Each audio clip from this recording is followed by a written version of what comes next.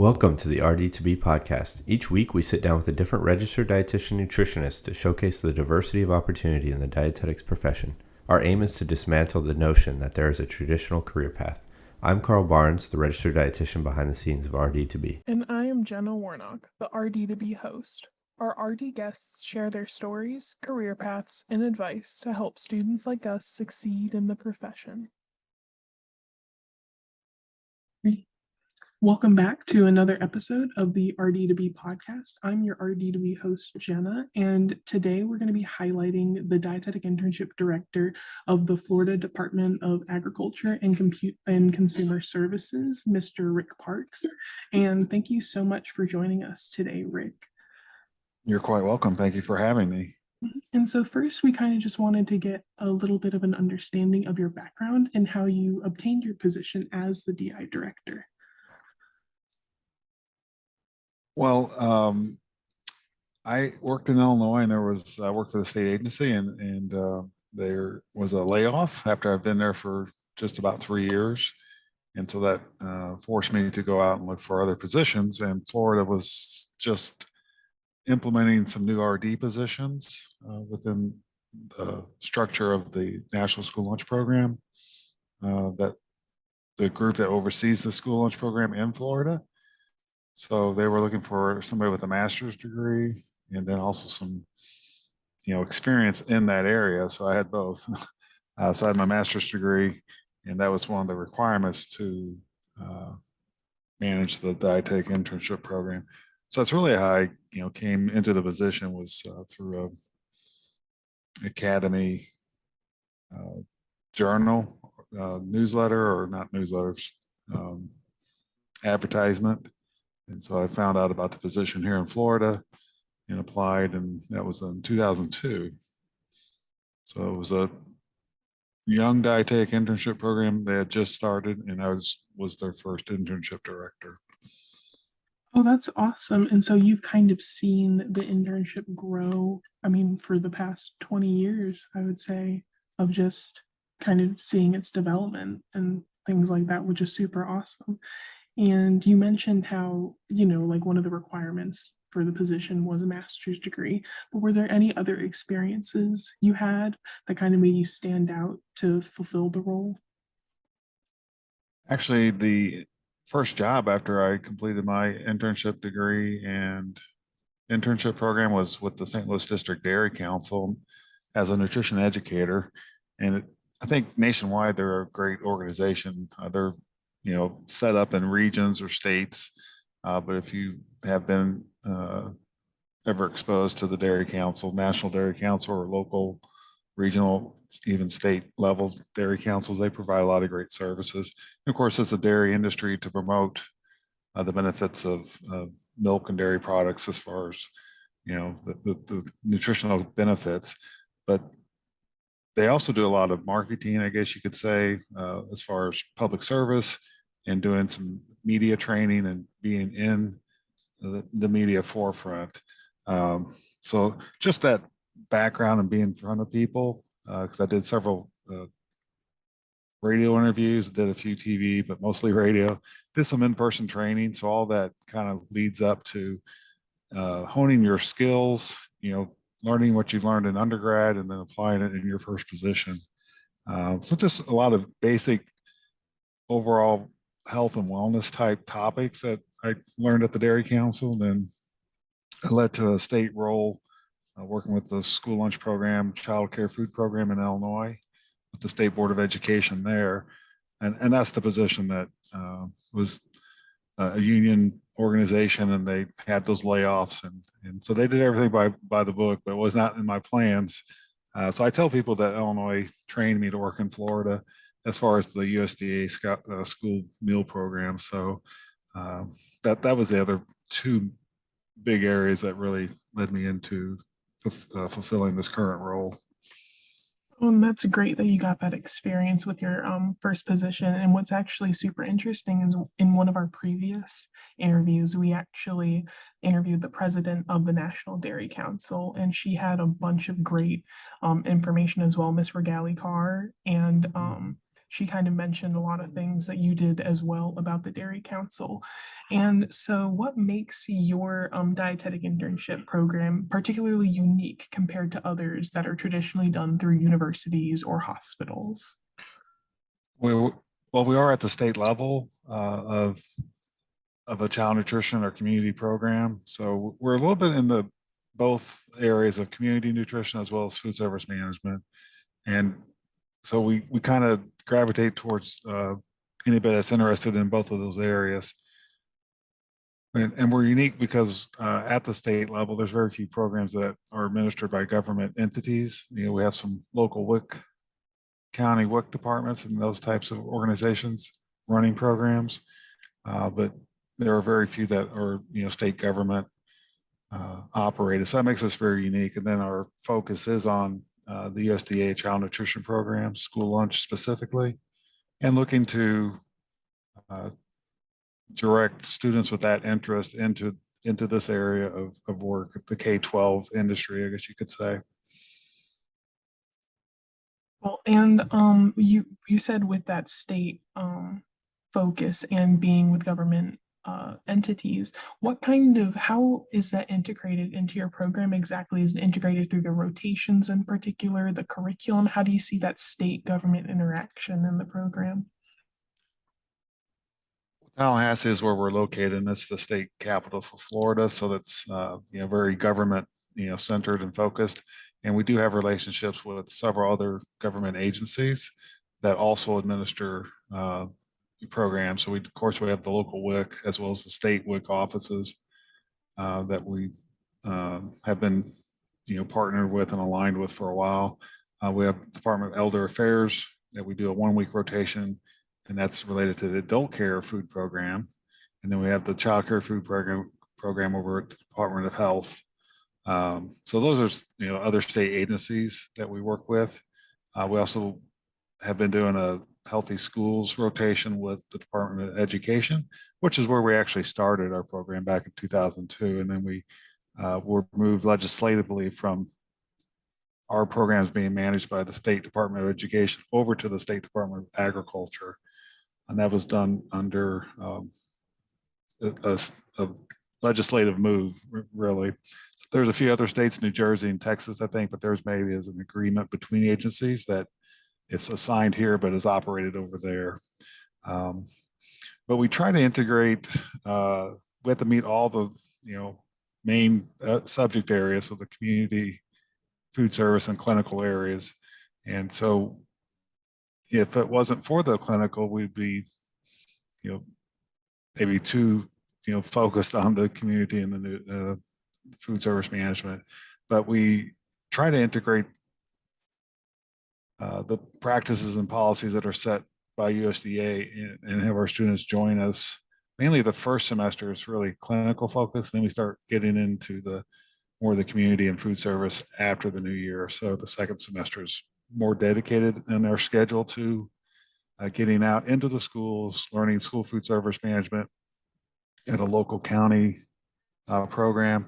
Then we have a charter school that we work with here in town in Tallahassee that is a little bit more, it's a smaller facility, and they can hopefully implement like theme days, theme menus, theme recipes, and look at the marketing side of school food service. And that's one of the things that our office tries to do with all of our school sponsors. I believe we're the third largest state as far as USDA school meal programs. And so we're working with a lot of different sponsors, very small schools to very large, school districts that have hundreds of schools. So it's really trying to learn where we can meet the needs of each of those different entities. And so a lot of the things that we're trying to do with them, as far as looking at, trends in the industry, food preferences for students, and trying to have our intern students then come along and implement new activities, new resources and materials. So we actually try to, it's not just busy work. We try to get them involved with several projects that we're working on at the time. And sometimes the schedule on their internship messes with that a little bit, makes it a little bit more competitive as far as we want them to get started on something, but want them to be successful as they complete other rotations as well.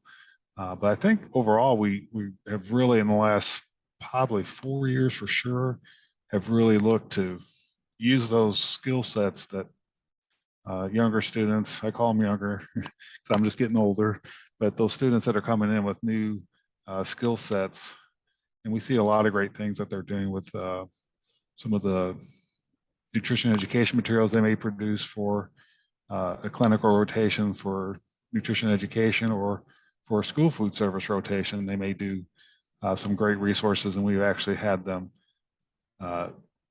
modify that and make it, instead of specific to one school district, make it specific to any school that could pick that up as a training tool and then implement that to make those changes in their school. Either they can do the training, like train the trainer material, basically. So it's been a really good mix here in the last, like I said, 4 or 5 years for sure, that we've tried to implement those and sort of collaborate, the internship program with the other part of our main directives. Definitely. And I kind of see the theme of not only helping the interns fulfill their competencies, but also finding their specific interests and also seeing what departments in Florida they can also help with. So it's kind of a symbiotic relationship with the departments that you collaborate with, as well as the interns themselves, which I think is a really great thing to for students to keep in mind when looking for internships. Because, for example, with yours, you want to make sure that they don't just have busy work. And I do feel like that is something that a lot of internships might have struggles with when it comes to fulfilling those requirements and getting enough hours. But I think it's great to note how you guys focus on the interns getting value out of it, as well as the departments that they work for. And so, switching gears to the upcoming 2024 degree changes, are you expecting to modify anything current with your program or specific components? Well, we have been a DI program, so we're not connected with any university, and we were looking early on to move to affiliate with a university program, but we just didn't see the value in that, and it seemed very complicated for sure. So we are going to continue to be a standalone. We just have put in the requirement that you have to have your master's degree to apply to the program. So we've updated all the materials related to that to communicate that to prospective students. And we have been updating a little bit of an open house PowerPoint presentation with some of that information. And then we just completed our Ascend accreditation, and we're waiting to hear back from them. We believe we'll be reapproved. We may have some changes, but we made quite a few changes from the time they were here in May. And we had the first 6 weeks or so to look at their on-site recommendations and start making changes. And they're really moving more from the time-based. You do a skill set long enough, you can be assumed that you're proficient, but they're really looking at making that measurable in a competency way. So we really added some new tools and guidance on what that would look like from a preceptor's perspective. And so we're trying to roll that out and reintroduce that as needed with our preceptors, so that they know that there are new standards that we're following, and trying to collaborate more with them, because we're not strong in the clinical area in our division, of course, in our work, but we rely on them in the preceptor world to implement programs. We also work with Florida State, so we do have some competing rotations with Florida State, but as they make requests and set students schedules for those same preceptor sites, they'll hopefully learn things from them as well as from us. And I think we are a little bit of a closed market for some of those clinical rotations. It's very tight. And I think we have a pretty good working relationship in the community as far as our clinical rotations. So I think we're trying to collaborate and look at, meeting the new standards that Ascend has set out, and making those changes and making it effective and so we can meet those needs as well as, better serve the students that are coming to us for internships. Yeah, and it's definitely kind of that balance of you guys having that previous goal of making sure that both the department that you're under benefits as well as the interns, but then also juggling the changes that Ascend wants to have. So definitely, I'm sure lots of reflection and revisions and just figuring out what works best for you guys as well as the preceptors. And for you in particular, what do you think is the most important thing all students should know coming out of your program, knowing or understanding? And like with what you mentioned, there are some competencies or changes happening, but what do you think in particular a student should come out of your program knowing? Well, we kind of like raising kids, I guess. We want them to be, in the work world. We want them to be successful. I think we often tell our interns as we go through the selection process, flexibility is probably our motto, unwritten motto. So just continue to, willingness to learn, I guess, and be flexible, sort of roll with the punches and just take one day at a time and be willing to learn and learn new things that may be from an older person like myself. But we try to also see the value of the students and what they bring to us and making that connection. And I'd like to think we have about 100 people in our organization. We're spread out over 3 offices. 4 offices. Sorry, we have 3 regional offices and our main office here in Tallahassee. And we're just under 100 staff, I believe. And so because we're spread out a little bit, it's, we don't get to see everybody all the time, but I like to think we have a fairly family focused type relationship. We, to be open and honest with people and really have that environment where people can learn, but also maybe,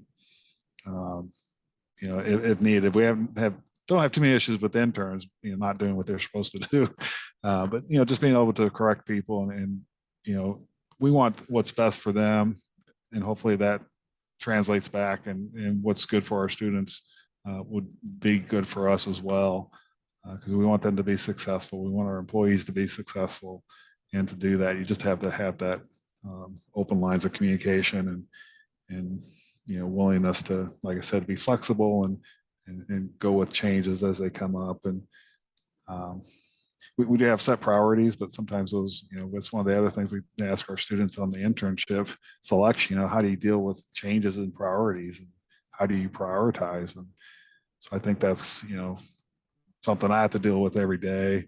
And then I oversee our nutrition staff, which is 6 staff, 5 full-time, 1 part-time. And then we have our 2 interns as well. So it's, small group, but it's, bigger than some of our sections. But so I think, just building that, work environment that's, it's very positive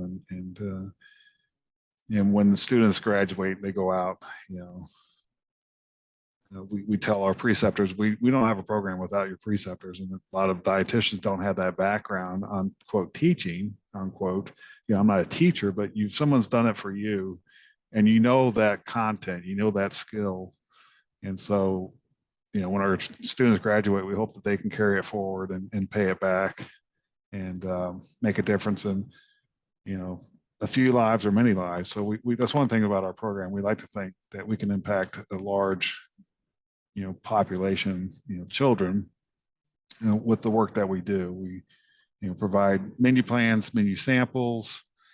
We don't write the menus per se. We let the local schools do that, but we provide direction and recommendations and provide technical assistance, and our interns come alongside and learn about that, as well as see where they could potentially be in the future. We like for our graduates to be in that food service director role someday. May not, if it's a large district, then that may not be possible, of course, coming right out of the program. But we've had students move on to smaller internship or smaller school food service programs and, step right in. Others have larger organizations. They have more dietitians on staff and other roles, such as menu planner, wellness coordinator, special diets, menu planner, those types of other areas within the school food service system at the local level. So I kind of went on there a little bit, but I think, overall it's, if I had to single it down to a couple of things, it would be, just be a nice person and pay it forward. And I definitely like how you have that component of kind of the holistic approach as well, and like impacting the future of the profession, whether it's inspiring interns to be preceptors, but then also your goal is to target that K through 12 population in the nutrition aspect. So it's like that holistic, we're like a family, but we also want to help the future of the profession and the community as well.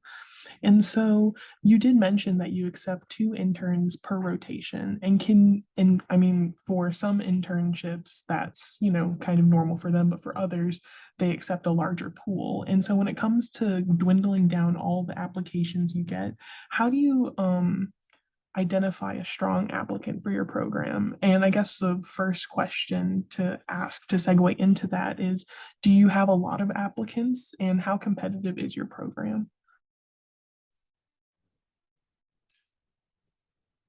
It's fairly competitive, I guess. We've averaged right around 37, I believe. I think actually we were in the mid 30s for about 5 years, from like 2015 to 2020, and then the last few years we've been more in the mid 20s as far as applicants.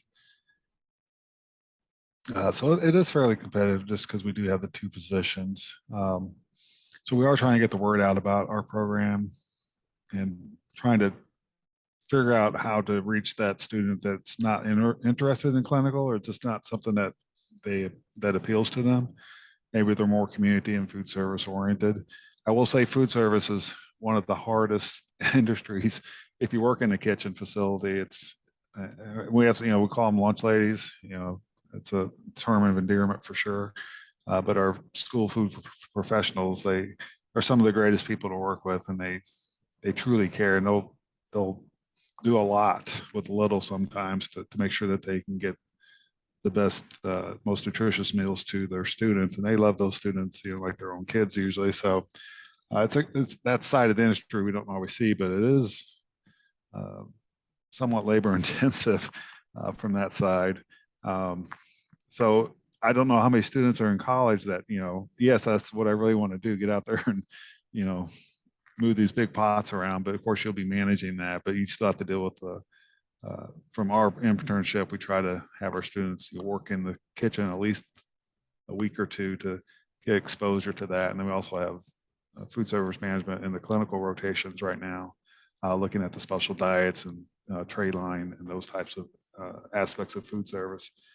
So anybody that has a background or an interest in that already is one of the students that we kind of would gravitate towards.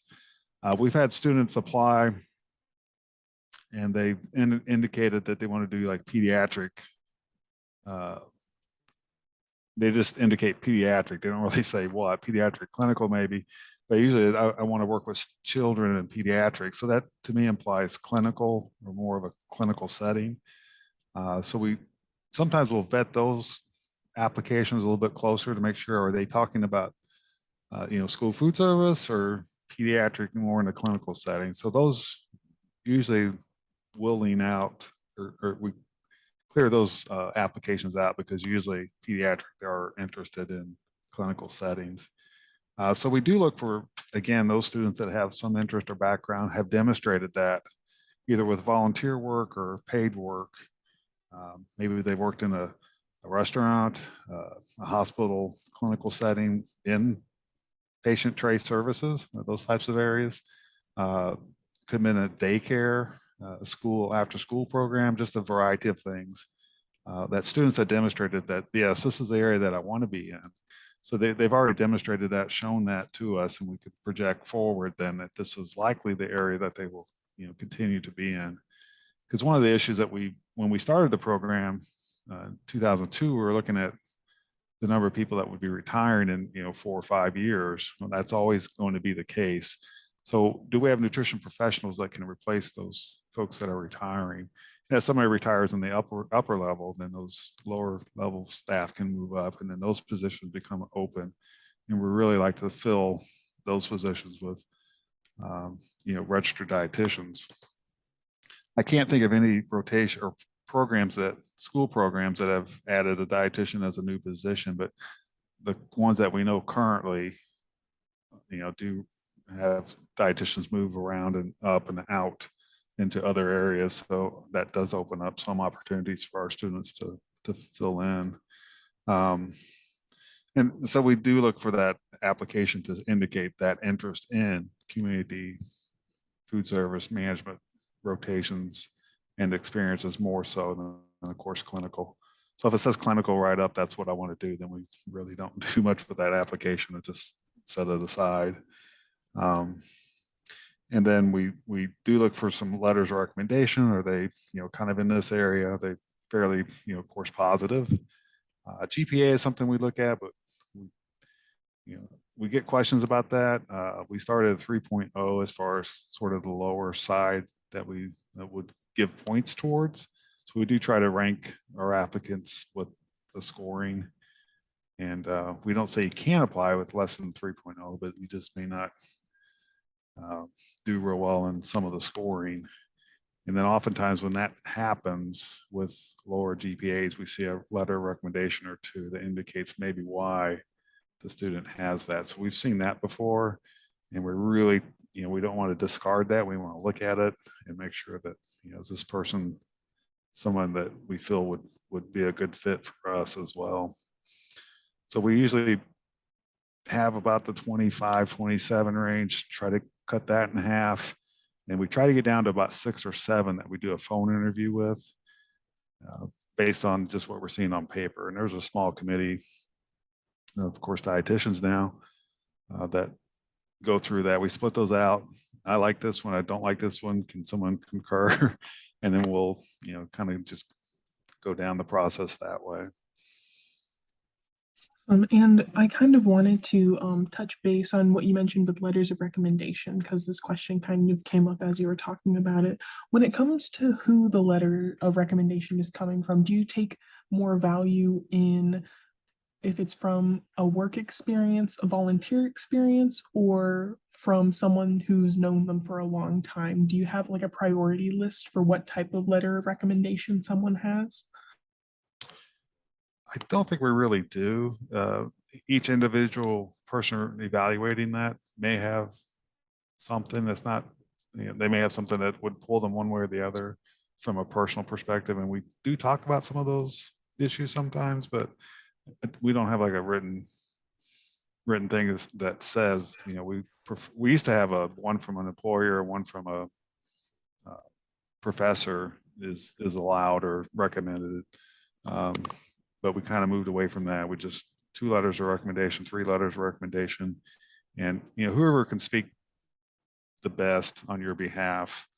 And it may be a little tough love sometimes. It may be, the student does really well here, and they always have the student can improve upon these areas. So I think that's just part of their processes that universities that we see different letters of recommendations. Almost all of them have that, the student can improve in this area.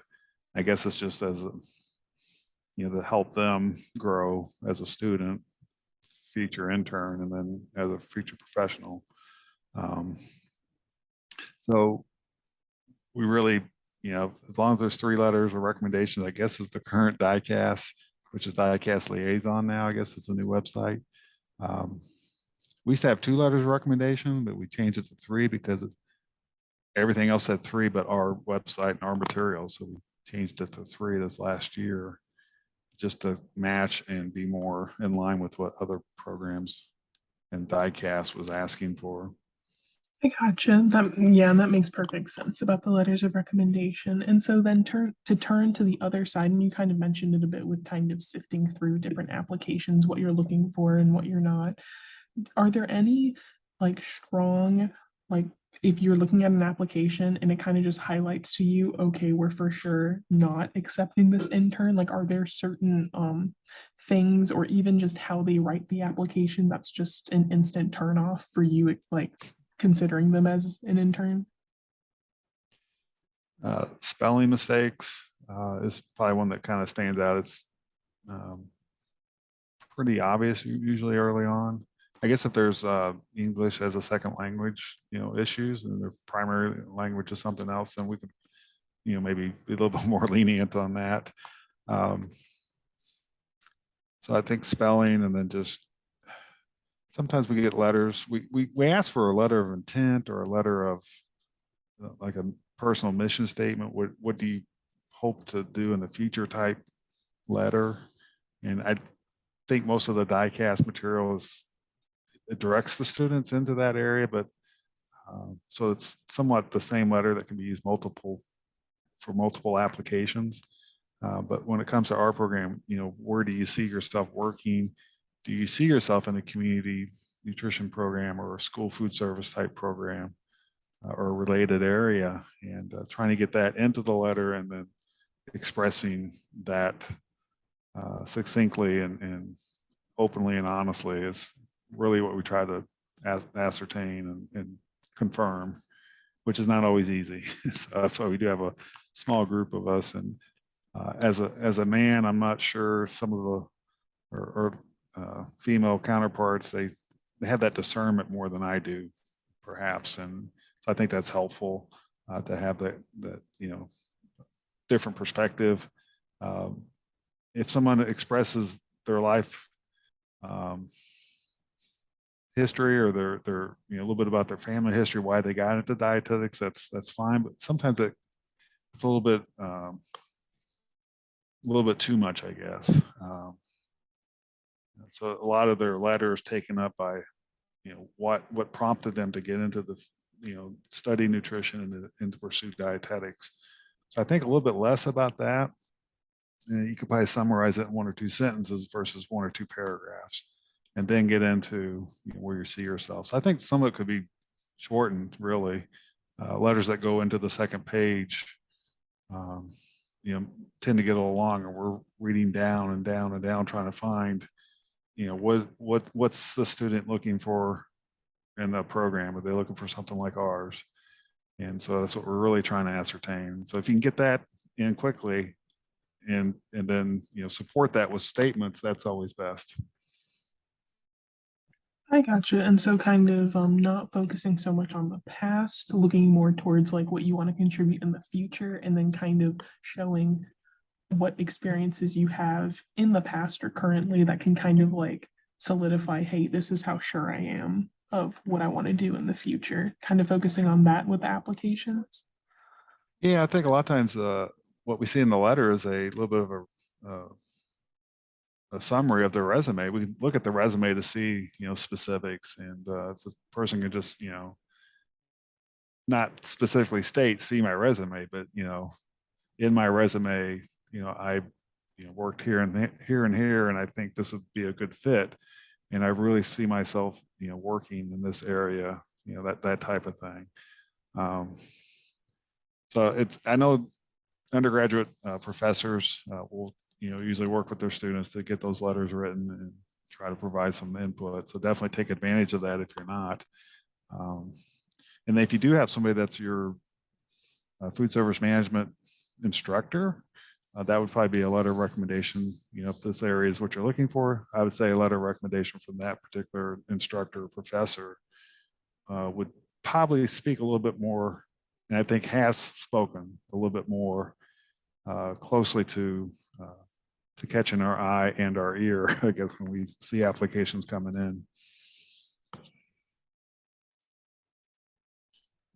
Yeah, and that's actually really good to note as about professors and reaching out to them for support. And you kind of already have embedded different outlets and things you can use to help you with that application. And so kind of switching to you and how you feel about the program that you've been directing for so long and actually being the first and only director of, what would you say you're most proud of about your program? I think just, seeing people moving on and being successful. We not every one of our students have passed the exam the first time, and some have not passed and they've moved on. Perhaps they're related field. So, despite, I wouldn't call it a failure, but we get graded on, the percentage of students passing, and of course our programs, and where can we make changes and improvements to help that.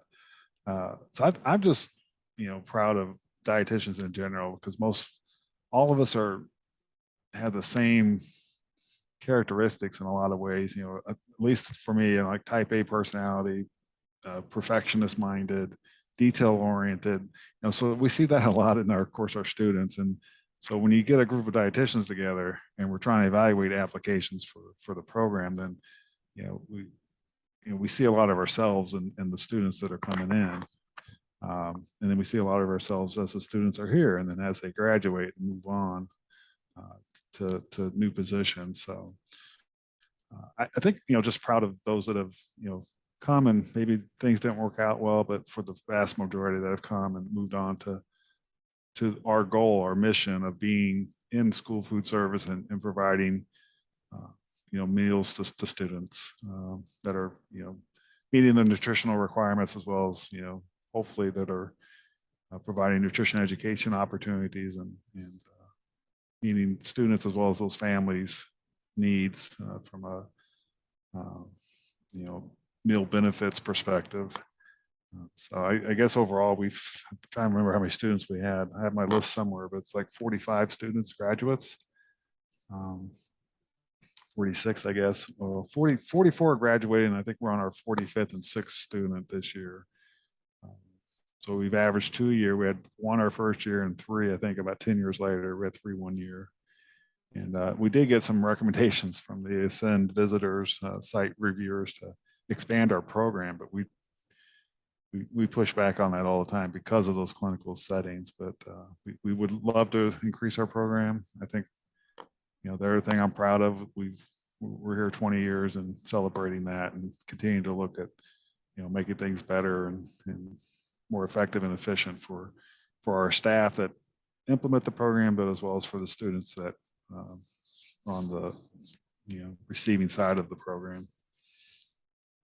And it's definitely kind of like what you mentioned a couple minutes ago about, like, it's like raising kids, just seeing yourself in them and then seeing them grow and kind of seeing them out the other end, what they're going to do and like what successes they have, for sure. And what you Right. mentioned, and with what you mentioned about kind of how Ascend wanted you to expand, and like how you have your own like your own individual goals, and what the program kind of stands for and things like that. Is there do you have any future goals or things you want to improve about the program? And I know that we did talk about like 2024 changes or things like that and modifications, but are there any goals or just things in mind that you have about the future? It could be, within the next year, 5 years, just any kind of goal.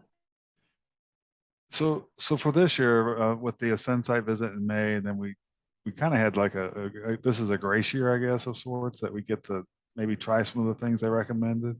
And one of the things that we're really trying to hone in on is maybe moving away from that hospital food service setting into a second or third school food service setting, where we look at behind the scenes, back of the house operations, menu planning, ordering, inventory management, warehousing, other aspects of what the interns would need to do and learn, and hopefully know a little bit more about before they go out into the workforce. So we're trying to hone in and get that squared away this year, so it's in place next year. That's probably one of the biggest things that we're looking at. So just really trying to bring school food service management into 3 areas. So we have right now working in the kitchen setting at a local school, learning the different positions in that school, where the main cook, salad prep, vegetable sides, baker or whatever. And then they serve on the line as well. And they do hopefully a little bit of a job relief for the day or part of a day for the manager. So they would act as the manager. And then we had another rotation where we looked at, I kind of mentioned the charter school here in town, where they look at more of the marketing, the menu aspects for theme days and limited time specials, those types of activities. We have the National School Breakfast Week in March, and we try to align the internship app schedule to mirror that, so that the students are there when that event is happening. So that's our second current big school food service sort of planned objectives, and then we're trying to add this third one where it's more of that behind the scenes. And some schools will have those purchasing departments or procurement folks that handle that, but we want our students to have exposure to that. So we're really trying to look at how we can mesh this together and make it in 2024, 25, I guess would be the year, 23, 24, 24. So be 2024, we're hoping that this is in place and we'd have like a little bit more consecutive. This week we talk about school food service and working in the schools, and then we'll talk about behind the scenes. And then the third set of this related track of study would be the special theme days and marketing. So that's one thing that we're really looking at trying to do, and just trying to keep up with the new requirements in the clinical area. So we're trying to look at streamlining some things, rearranging some of the schedule. And then this end also recommended that we try to shorten our program a little bit because 1,000 hours is the minimum that they have set up for a program. We're over 1,200. So they were saying, can you try to shorten it so your graduates can get out and into the workforce a little quicker? So we're looking at possibly just starting a few days later on a Friday instead of on a Tuesday, and then looking to maybe shorten it to end early May instead of end of May. Right now we go from Labor Day through Memorial Day is how we have our schedule. So we'll be looking at that over the coming year to see what changes we can make to make that happen.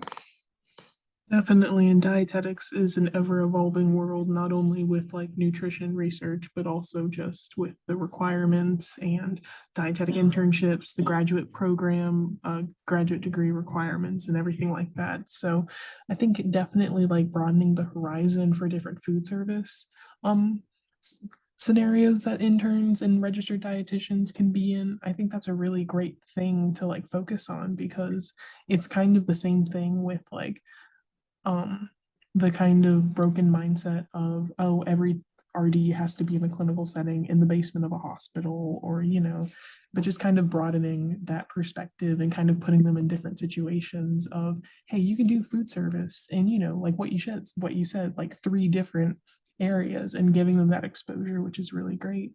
And so with the you said that you've had about 45 interns total so far, and is there a common struggle or a thing you see the students encounter during the internship that you kind of help them support through with the challenge or anything like that? I was looking at that question and I can't really identify any one real area of concern or struggle that students might have. We do a pre-test as students come in the first week. We try to have them take visual veggies pre-test, and then we do a post-test at the end of the program. And part of that is just learning overall gains in their skill set. And so oftentimes some are surprised, some are not by the either low score or high score. It's like, oh, I scored better than I thought, or I scored worse than I thought, or I scored as bad as I thought I would. So it's just, so I think a lot of times just reminding them that, you have this skill set, you just need to exercise it and get it into play more so that you can build on your confidence. So I would say maybe a confidence thing. We did add a leadership mini webinar the last 2 years, and we've gotten good reviews about that. And that's something we want to continue. So that'd be in the first month or so. So the first month of our program, 3 weeks, is kind of geared towards orientation and getting settled in. And then you move into WIC. But that's kind of up in the air right now. So hopefully we can reestablish that connection. With COVID, it kind of put everybody behind a little bit. And then some hiring issues and employment, staffing issues as well. But usually we try to put this mini leadership, we're trying to put it in the first month to remind students that there is a leader in you. And it's just, as you go through this program, try to bring that out and step up and feel like you can be at the table. And you may not be able to contribute as much as others because of your limited experience, but you do have experiences that you can bring to the table. And it kind of goes back to what I was saying earlier on in our interview here, that, what is the student bringing to us that we can implement and draw upon? It takes us a little bit sometimes to identify that. But usually the students step up, and we have some great resources and materials that we've developed. And so that's really, I think, something that students, feeling confident in yourself and feeling like you can contribute, and willingness to step up and say that, I guess. Or how do you approach that? Maybe, different from preceptor to preceptor, but just know that you have the skill sets and the educational side of it. That's most of it, and just then implementing it and making it work. Yeah, definitely. Because, like in what you mentioned before, a lot of us have the very similar mindset of type A, detail oriented, but also perfectionists, and thinking, oh, if we're not perfect at something, then we're not good enough for something. And so I really think you mentioning there is, a leader in everyone, and it's just, putting it into action and having the resources and support that you need. That's a really great thing to emphasize and kind of let students and interns know going into the profession. And so we just wanted to end with one final question, and we kind of segued really great into it about like just advice in general. But what advice would you give students in undergrad or applying for internships about the process, or like the future, or just anything like that? Yeah, I think definitely, confirm and lean on your undergraduate and graduate level instructors and, program staff to make sure that you have the current information. DICAS is rolling out the new platform for the application. Very similar, of course, to the content that you had, but very different in the look of it, and a little bit more segmented, I guess. So, being familiar with the DICAS liaison platform, making sure you sign up for the D&D digital match. We've had a few applications that come through on DICAS, but they weren't in the match. So either they changed their mind or they forgot. So we weren't able to follow up with them and really do anything with it at the time. But so just making sure you have using that type A personality, make sure you're organized and you have all your things lined up, and deadlines are set, and you meet or exceed those. And just again, I think going back to the DICAS application, make sure your letter of intent or your personal statement is as cleaned and polished and correctly spelled and everything as you can get it. And I really do appreciate you ending on kind of those like hard technical pieces of advice, because, we kind of talked about, oh, competence, or, oh, and I don't call them like fluffy, but it's more so like softer skills of like, oh, be flexible. It's great to highlight those things, but it's also great to highlight those hard technical, hey, have a solid personal statement, understand DICAS, understand the technical side of applying for internships. So thank you for covering so many great topics about not only your program, but advice for students. And again, just thank you for taking time out of your day with us, Rick. Well, I appreciate it. And hopefully this will, help several students in the future, find a match that agrees with them and with the programs.